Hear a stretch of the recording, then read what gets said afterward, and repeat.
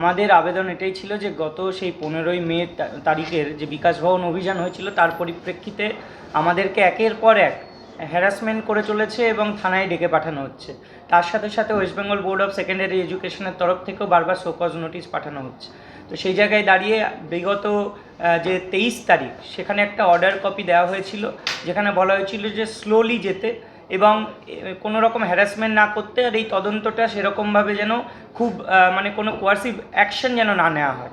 তো সেই জায়গায় দাঁড়িয়ে আমরা আজকে আবেদন জানিয়েছিলাম যে আমরা এমনিই একটা ডিপ্রেশন অ্যাংজাইটির মধ্যে দিয়ে যাচ্ছি, যেখানে দাঁড়িয়ে সবসময় মামলা নিয়েই আমাদের থাকতে হয়। আমাদের টার্গেটটা চাকরিতে পুনর্বহাল হওয়ার, কোনোরকম ঝামেলায় জড়ানোর নয়। সেখানে গিয়ে একটা পরীক্ষার কথা বারবার আসছে এবং সেখানে গিয়ে মানে মানসিক অবস্থা আমাদের সেরকমভাবে ভালো নেই। তো আমরা আবেদন জানিয়েছি যে এই কেসটাকে যেন ডিসমিস করা হয়, হ্যারাসমেন্ট যাতে না করা হয়, নতুন কাউকে যেন আর এরকমভাবে নোটিশ সার্ভ না করা হয়।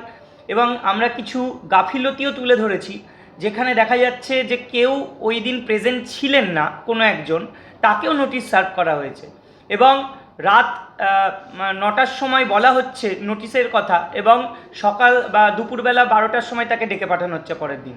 আবার সকাল 6টার সময় নোটিশ ইস্যু করা হচ্ছে, ওই দিনই আবার দেখা করার কথা বলা হচ্ছে। তো এরকম ধরনের যে ঘটনাগুলো ঘটছে সেগুলো আমরা অনারেবল জাজের কাছে তুলে ধরেছিলাম। আমরা আলটিমেটলি চেয়েছি যে গোটা মানে এই যে ইনভেস্টিগেশন এটা কমপ্লিট করে ইমিডিয়েটলি যেন এই কেসটাকে ডিসমিস করা হয়, আর কোনোভাবে হ্যারাসমেন্ট না করা হয়।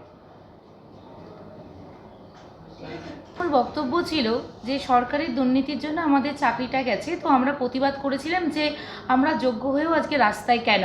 সেই প্রতিবাদ করতে গিয়ে আমরা যে 15 তারিখ বিকাশ ভবন অভিযান করেছিলাম সেখানে আমাদেরকে কেস দেওয়া হয়েছিল। সেই কেসের পরিপ্রেক্ষিতে আমরা ইন পার্সন দাঁড়িয়েছিলাম, আমি এবং চিন্ময়। সেখানে যে অর্ডার আমরা পেয়েছিলাম সেই অর্ডারকে ভায়োলেট করে বারংবার আমাদের প্রত্যেকটা ডেটে আমাদের বিভিন্ন ক্যান্ডিডেটকে বিভিন্ন শিক্ষক শিক্ষিকাদের নোটিশ দেওয়া হচ্ছে, তাদেরকে পুলিশ স্টেশনে ডাকা হচ্ছে এবং তাদেরকে জিজ্ঞাসাবাদ করা হচ্ছে। এক তো একটা নোটিফিকেশান হয়েছে নতুন করে পরীক্ষা দেওয়ার, দ্বিতীয়ত রিভিউতে আমরা চাকরিতে ফিরবো কি না সেই নিয়ে মানসিক একটা অশান্তিতে ভুগছি। সেখানে একটা সোশ্যাল একটা ইস্যু তৈরি হচ্ছে যে স্কুলে যাচ্ছে মানে শোকজ, আমার হেডমাস্টার আমার হাতে সবার সামনে নোটিফিকেশান মানে শোকজ লেটার দিচ্ছে। গ্রামের বাড়িতে একজন শিক্ষকের গ্রামের বাড়িতে পুলিশ যাচ্ছে হচ্ছে নোটিফিকেশান দিতে। এই যে সোশ্যাল ইস্যুগুলো হচ্ছে, এক তো আমরা চাকরিহারা, তারপরে এই সোশ্যাল ইস্যু।